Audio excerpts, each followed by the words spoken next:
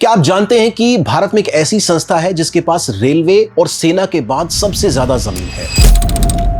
आखिर क्यों उसके नाम पर इस वक्त देश के अंदर भूचाल मचा हुआ है?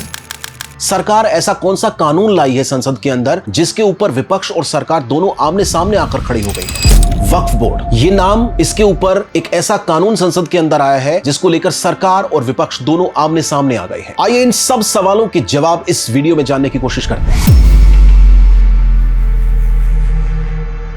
इस्लामिक मान्यताओं के अनुसार अपनी संपत्ति को अल्लाह की खिदमत में समर्पित करने को वक्फ कहा जाता है। भारत सरकार की वक्फ बोर्ड की वेबसाइट के मुताबिक वक्फ शब्द की उत्पत्ति अरब जगत के वकूफा शब्द से हुई है, जिसका अर्थ है पकड़ना, बांधना या हिरासत में लेना। इस्लामिक परंपरा के अनुसार जब कोई व्यक्ति अपनी संपत्ति को धार्मिक कारणों से दान करता है तो उसे वक्फ कहा जाता है। इस संपत्ति का उपयोग मस्जिद, मदरसे, कब्रिस्तान, अस्पताल या अनाथालय जैसे धार्मिक कार्यों के लिए किया जाता है। इस्लाम में वक्फ की परंपरा पैगंबर मोहम्मद साहब के समय से ही चली आ रही है। इतिहास बताता है कि खलीफा उमर ने खैबर में जमीन का एक टुकड़ा पैगंबर मोहम्मद साहब से पूछकर अल्लाह की सेवा में समर्पित कर दिया। इसे वक्फ का प्रारंभिक उदाहरण माना जाता है। भारत में वक्फ की शुरुआत दिल्ली सल्तनत के समय में मानी जाती है, जब सुल्तान मुइजुद्दीन सैमगौर ने मुल्तान की जामा मस्जिद के लिए 2 गांव दिए थे।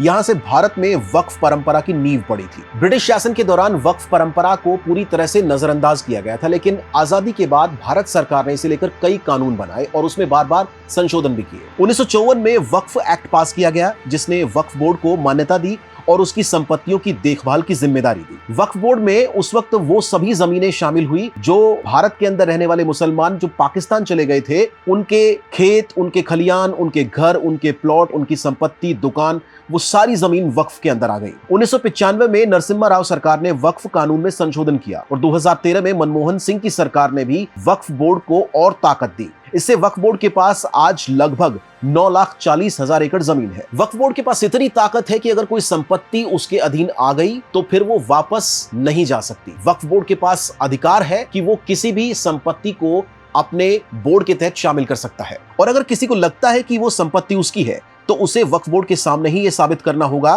कि ये वक्फ की नहीं, उस व्यक्ति की जमीन है। यह कानून वक्फ बोर्ड को विशेष शक्तियां देता है, जिससे ये संस्था देश की सबसे बड़ी जमीन मालिक बन गई है। अब केंद्र सरकार इसको लेकर एक कानून लाई है और उसमें सरकार का यह दावा है कि वो जो शक्तियां वक्फ बोर्ड को मिली हुई है वो उसे कम करना चाहते हैं ताकि एक बैलेंस बन सके। सरकार का कहना है कि अब वक्फ बोर्ड में गैर मुस्लिम भी शामिल हो सकेंगे और वक्फ बोर्ड का सीईओ भी गैर मुस्लिम हो सकता है। इसके अलावा वक्फ की संपत्तियों का वेरिफिकेशन भी जरूरी होगा और इन संपत्तियों पर दावेदारी के मसले को अदालत में चुनौती दी जा सकेगी। सरकार का दावा है कि यह बदलाव पारदर्शिता लाने के लिए किया गया है। मौजूदा कानून के तहत एक बड़ी इंटरेस्टिंग बात इसके अंदर है कि अगर कोई भी डिस्प्यूट क्रिएट होता है, यानी वक्फ बोर्ड बोलता है कि ये जमीन उसकी है और कोई व्यक्ति विशेष आकर कहता है कि ये जमीन उसकी है, तो उसका जो समाधान है वो वक्फ बोर्ड के पास ही है। यानी आप उस केस को लेकर किसी कोर्ट में नहीं जा सकते, आपको वक्फ बोर्ड के पास ही जाना पड़ेगा और वक्फ बोर्ड उसकी सुनवाई करेगा कि वो केस सही भी है या गलत है। तो ये टेक्निकली एक तरह से बड़ा अजीब सा है।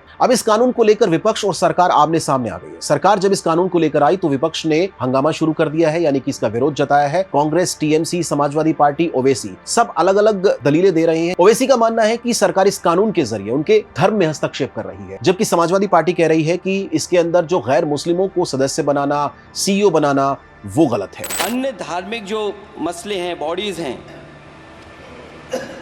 उनमें कोई गैर बरादरी का नहीं आता है। मान लीजिए वक्फ बोर्ड में गैर मुस्लिम को शामिल करने का औचित्य क्या बनता है? अब सवाल ये है कि इस बिल का भविष्य क्या होगा? क्या ये बिल वक्फ बोर्ड की शक्तियों को सीमित करने में सफल होगा या फिर विपक्ष के भारी विरोध के चलते ये बिल वापस होगा? केंद्रीय मंत्री किरण रिजिजू ने इस बिल को जेपीसी यानी कि ज्वाइंट पार्लियामेंट्री कमेटी के पास भेज दिया है। अब कमेटी के अंदर इस बिल के ऊपर चर्चा होगी और कमेटी की सिफारिशें तय करेगी कि इस बिल का भविष्य क्या होगा। तो इस मुद्दे को लेकर आपकी क्या राय है? कमेंट करके हमें जरूर बताएं और ऐसे ही किसी और टॉपिक और इंटरेस्टिंग फैक्ट्स के साथ फिर से हाजिर होंगे।